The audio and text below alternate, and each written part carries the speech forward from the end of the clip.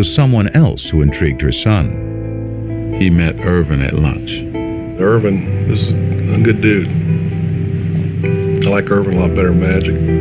I was just so happy to finally be Irvin with him, because Magic was like, I don't know if I want to get to know this guy. But Irvin got a chance to talk about family, how he grew up. We just became two relaxed guys, just talking. That day was great. It was a great day. Beautiful day. Still, for Bird, ever the competitor, that's all it was. Just one day.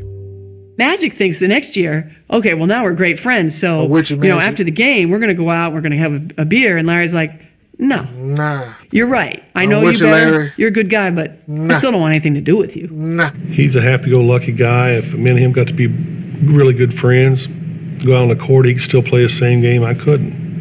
I mean, that's just the way it is.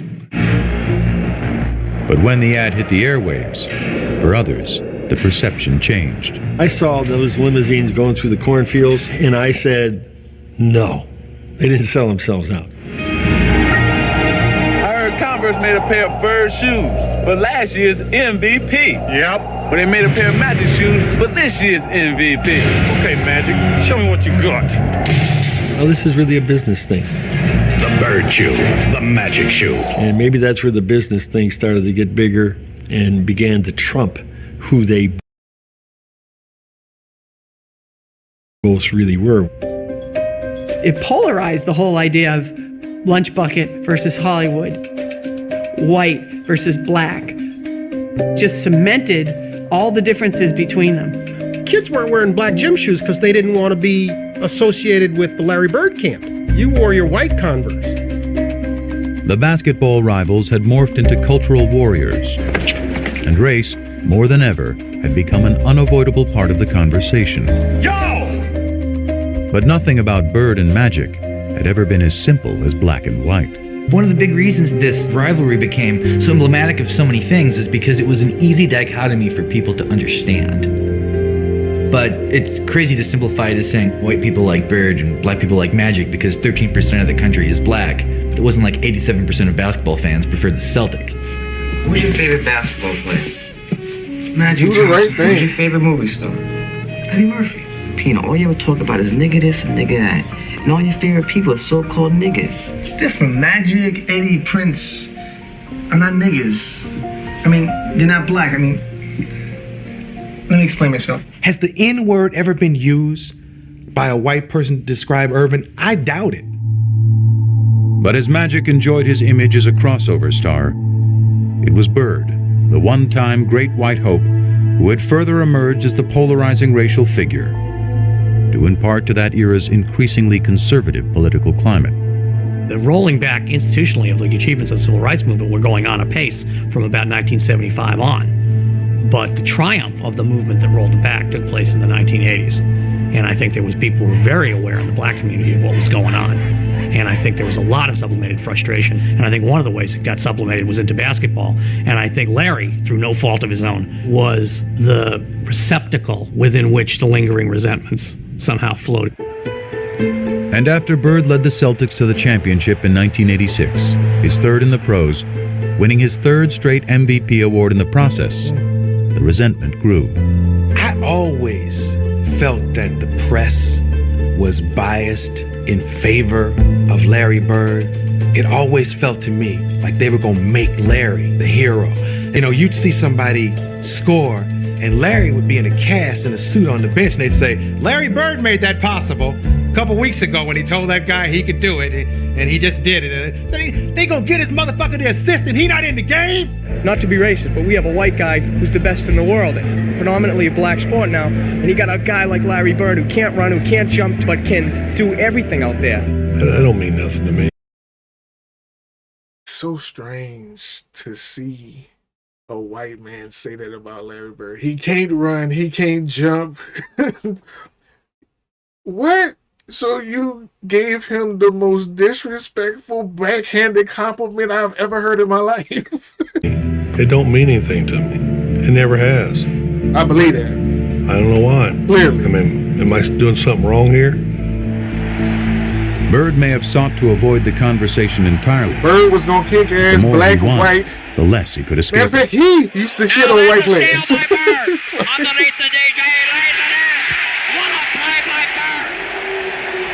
In 1987, after Boston beat the Detroit Pistons to advance to the finals for the fourth straight year, Pistons rookie Dennis Rodman called Bird overrated because he was white. His teammate Isaiah Thomas then chimed in with some thoughts of his own. After always been a hater of him. I never cared for him. I think he's an exceptional talent. But I'd have to agree with Rodman. If he was black, he'd be just another good guy. And you wonder why you wasn't on the Dream Team. You shitted on Jordan every chance you got. You're shitting on Larry Bird. When Magic Johnson became HIV or AIDS positive, you started questioning if he was gay or not. And you wondered why you wasn't on the Dream Team, Isaiah Thomas. You wasn't a good guy. You just wasn't. Great competitor, but you wasn't like Jordan, Larry, and Magic. Great competitors, but off the court, just real good, genuine guys. Every story I hear about you, Isaiah Thomas, off the court, you was a dick. I can remember Tell about that goofy ass laugh. He didn't in the believe locker room. I think it was Jack McMullen came up to me and said, Isaiah just said boom, boom, boom, boom. And I go, so? He didn't care. He didn't care. Everybody else around him cared very deeply in the days and weeks, as it turned out, ahead. I mean, the media made it out like it was something. But it didn't matter to me what Isaiah or Dennis Rodman said. And it still don't. It has no bearing what I do in my life. He doesn't see race. He really doesn't. And I mean, to say you're supposed to be an intellect, saying that he doesn't see race when you can clearly see that he's a white man and he's a black man is just foolish to say. But I get what you're trying to say. All you have to see is that he's not a racist. Like, He could have. doesn't see race. This guy grew up poor, white, in southern Indiana.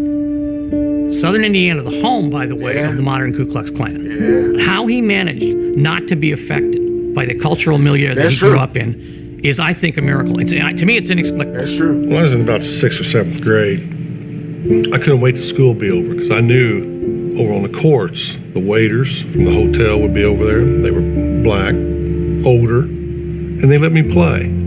You know, I always looked at that as I got an opportunity to play against a black man, and they treated me good. I couldn't wait to play against the best, and at that time, they were the best. And in 1987, as Bird vied with Magic to be the best, the flap over Isaiah Thomas's racially fueled remarks forced Bird to address his least favorite topic at the worst possible time. He had a press conference for that shit. Isaiah Thomas. It's making me dislike Isaiah Thomas even more. Like, you knew what you was doing by saying that out of jealousy. That's pure jealousy. You was just jealous. He whipped your ass and made it to the finals. I had to go to a press conference when I was in LA trying to get ready to play the Lakers. Exactly. And tell people I didn't care. This don't bother me. The main thing is if the statements or whatever was said doesn't bother me, I don't think it should bother any of us. From playing all year, trying to get back to the finals and play against Magic, this was a distraction. Bird was facing off against Magic for the third time in 4 years. And if their relationship had softened, the determination to beat each other had not. As Game 4 proved, the level of competition between them was higher than ever. Bird played awesome down the stretch of that game. Trailing 2-1 in the series, the Celtics were down by 1 point in the final minute of the game. But Larry Bird wouldn't be easily vanquished. Open his aim. Bird goes for three.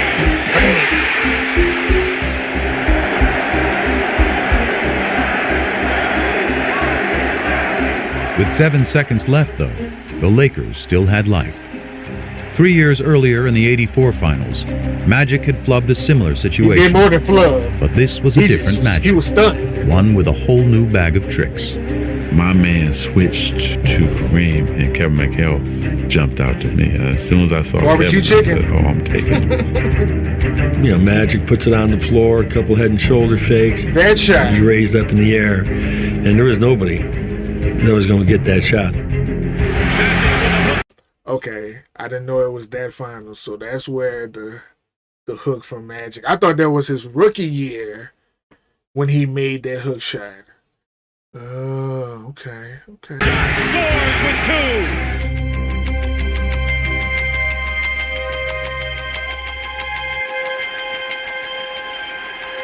I remember after they called timeout thinking, there's still a shot here. Celtics may still win this game. Well, they set up a great play. Bird walked Worthy all the way up, forced the denial all the way up. We've done it before. Clear everybody out, go to the ball, break to the corner. He caught it here, and as he caught it, all he had to do was turn. And he just turned, and he just let this thing go. Bird fires it. Got a wide open look, couldn't believe it. And I'm standing right there. It is straight as an arrow. Dead on. And the Lakers have won. They were lucky because it was right on line. Hell yeah, they was lucky because he literally made the same shot a play earlier.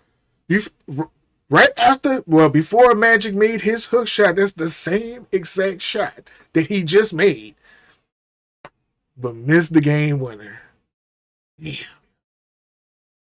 The roller coaster ride of emotions of sports. That's the dopamine, the excitement, and the thriller of sports, yo. He literally made that shot the play before.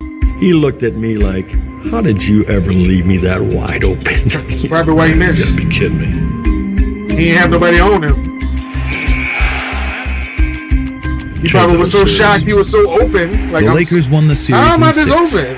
And in the aftermath of a year in which Magic had won his first MVP, the rivalry suddenly took on a new tone. Magic's just a great basketball player. He's the best I've ever seen, you know. That's great. He gave it up. Unbelievable. I don't know what to say. I was shocked that he said he it. gave it up to him. Because I thought to myself, maybe this is the beginning of a new era that's not going to include him. It was the passing of the torch a little bit. He knew that was probably his After last vanquishing window. Bird in 87, Magic wasn't done winning. With that bad bat. The following year, he squared off in the finals against his good friend Isaiah Thomas and the Pistons, Whipped his ass. beating them to become the NBA's first repeat champions in 2 decades. By the dawn of the 90s, he'd won 5 titles, played in 8 finals, and equaled Bird's MVP tally of 3. But the more Magic won, the less Irvin seemed to be around to reap the spoils. Once I tasted the champagne and the championship, I wanted more of that and more of that. So Magic kept growing because we were successful. And the persona and all of that came with that. The Prince of L.A. was now the king. And in Hollywood, being royalty had its perks. What was Irvin Johnson's vice? Now, you know, my publicist wants me to say winning. But women loved Irvin.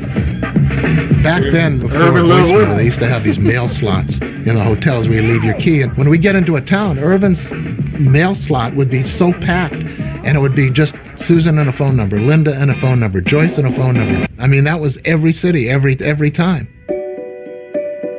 I was on top of my game as Magic, so I needed all that around me at that time. The women, the this, the that, Hollywood. Magic was living in a context of sybaritic excess from the minute he walked in the door, and he developed a sweet tooth for it. Sex with several women at the same time. Yeah. Like I said, women have different fantasies. Some want to be with 2 or 3 at a time. You know, one time I had 6 at one time. That's just... I really do believe he looks upon Magic Johnson as a movie character he played. I think Irvin got overwhelmed in L.A. by what it meant to be a star. That's probably true that the Magic ego swallowed Irvin a little bit, but that's okay because we was couldn't winning, baby. Win 5 championships we was winning without that. Through all of this haze of women and money and fame and fortune, he still kept basketball at number one. He never seemed to lose that focus. I mean, the man didn't smoke, he didn't drink, so, you know, as human beings, we gonna run to one of those vices. You gonna have some kind of vice. He wasn't a painter. He wasn't a rock climber. You know what I mean? Like, some had to occupy the time when he wasn't at work. It just so happened to be the work.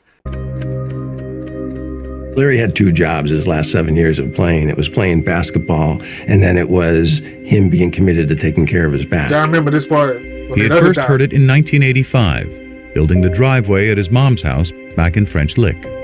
Larry decides to do it himself. This is Larry Bird, the superstar, out there breaking his back, literally shoveling gravel. And that was the beginning of a process. I would see him on TV laying down, and then they told me that he had to lay down on planes, different things like that. And I was like, wow. As Magic soared through the prime of his career, Bird was breaking down. His deteriorating back and punishing style of play proving an excruciating mix.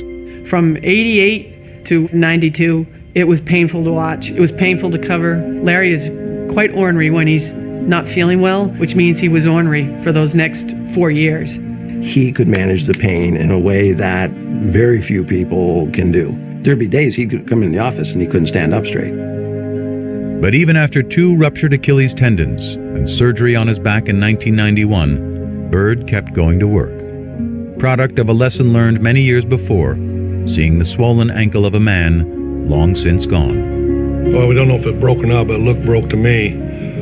Had to go to work and he had to get his boot on, and it took everything I had to help him get that boot on his foot. And he stood up limping, and he says, well, I'll see you this weekend, because he was working construction at the time. And I was pretty amazed how he could fight through that all week, then come home on the weekend, and it was black and swollen, and he'd sit around on the weekend and put that boot on and go again. If you get paid to go to work, you got to go to work.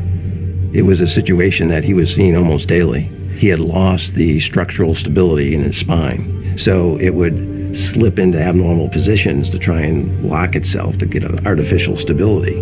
That's like getting your finger stuck in a door and somebody's still pushing on the door.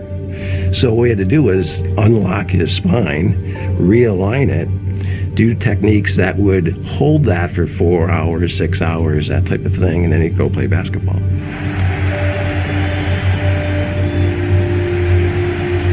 Every time I would play, I was wondering if I was going to be in a wheelchair, or was I ever going to be able to, walk on the beach or hold my kids. His pain and his quest for basketball became all-encompassing. Very few people really knew what Larry was living with, because this was Larry's issue, and there was no sharing of his pain. I probably should have retired in 88, 89, but it's that competition. Maybe one more chance, me and Magic get together in the finals, but it never happened. I'm sleeping, really, laying down, just waiting on the game, and phone rings, and the voice says, "Hey, you gotta come back to LA." And I said, "Okay, why?" "Well, I can't tell you until you get to LA." So I said, "Okay." 2 hours later, he was in the office of Lakers team physician Michael Melman.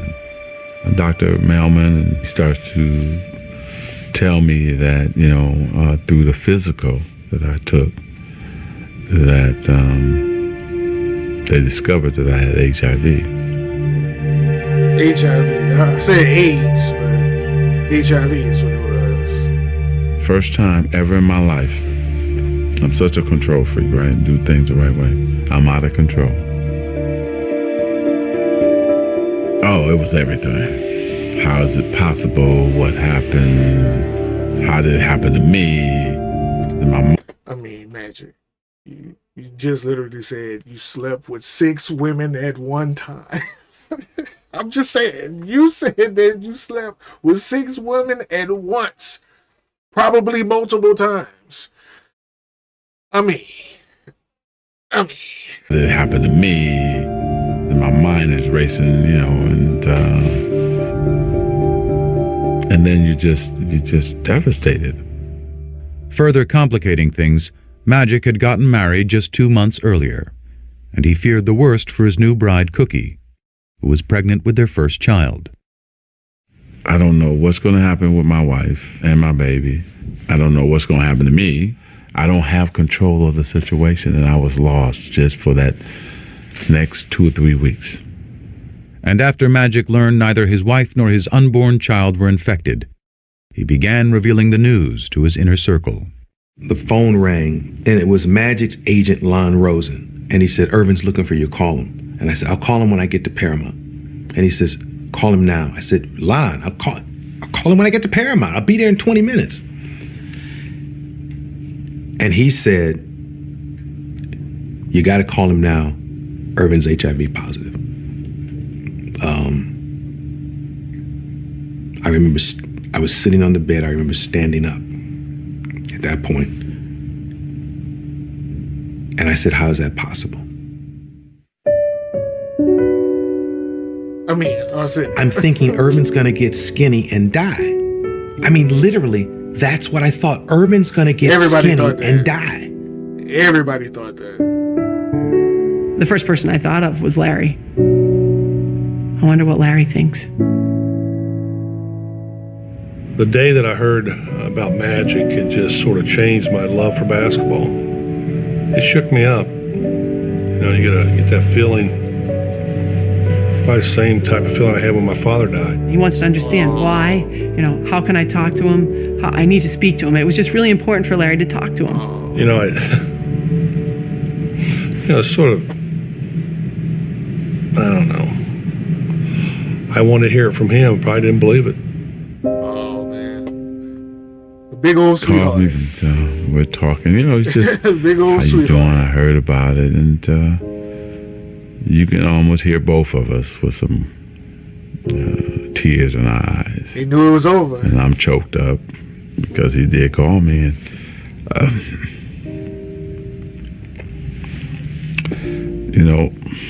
the rivalry was over, man. When something happens,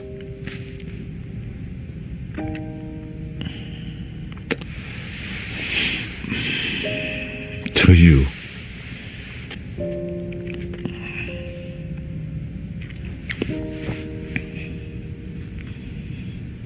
and then you find out who really your friends are. Facts. And people who really care about you. Larry Bird called you.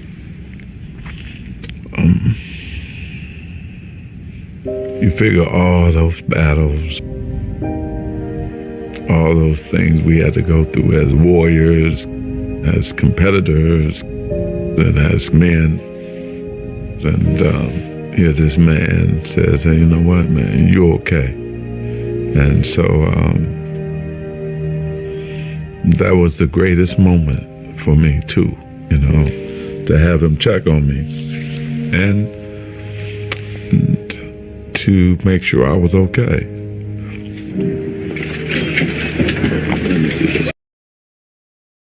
That's real. That's like honorable of Larry Bird, yo. A man of honor right there. But I'm pretty sure in his brain he was like, it's over. It's over. Because he just said earlier I should have been retired in 88, 89, but I wanted to keep meeting Magic Johnson in the finals. Maybe we could do it one more time. But I'm pretty sure when he heard that news, he knew ain't no more one more times. This is a wrap right here. It's really over. But I mean, Bird, it was kind of over because of your back.